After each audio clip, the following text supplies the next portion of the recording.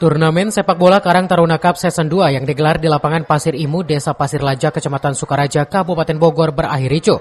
Kericuhan dipicu akibat saling ejek antar supporter kedua tim usai adu penalti berakhir. Kericuhan supporter antar dua tim terjadi setelah pertandingan berakhir adu penalti tim Bintang Muda unggul 4-3 atas lawannya PSPI Pasir Imu Pasir Laja.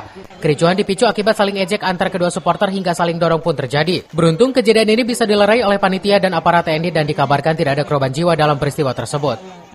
Turnamen Karang Taruna season kedua, alhamdulillah bisa berjalan sukses tanpa ekses ya Pak. Namanya di bola kan biasa ya, gesekan ya biasa itu Pak. Mudah-mudahan ini bisa jadi motivasi di akhir tahun 2024 menjelang 2025. Mudah-mudahan Desa Pasir Laja, Karang Taruna Desa Pasir Laja bisa lebih baik ke depannya. Di penghujung akhir tahun 2024, pemerintah Desa Pasir Laja bersama organisasi kepemudaan Karang Taruna Desa Pasir Laja menggelar final turnamen Karang Taruna Cup Season 2. Kegiatan tersebut sebagai ajang silaturahmi antar warga sekaligus mencari potensi atlet olahraga pesepak bola yang akan ikut event pertandingan berikutnya. Dari Sukaraja, Kabupaten Bogor, Suhanda Abriji melaporkan.